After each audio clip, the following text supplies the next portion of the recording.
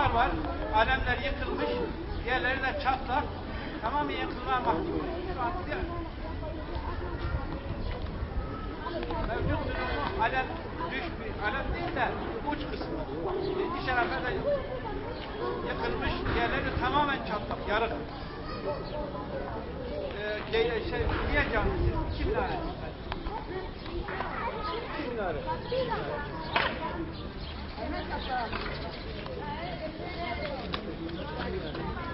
Yok sayın valim, diğer camilerin üstesi var. Cami duvarlarında da bir şey yok. Bir de ben daha bir şey aramadım. Daha şiddet oldu. Teşekkür. Okey.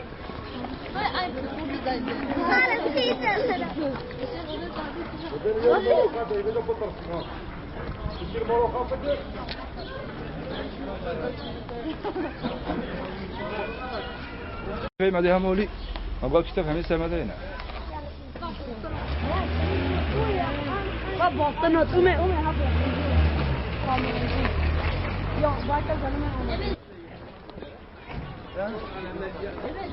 Yok abi. Rakim yemin fakat ashabi. Orada bana cevap soruyor.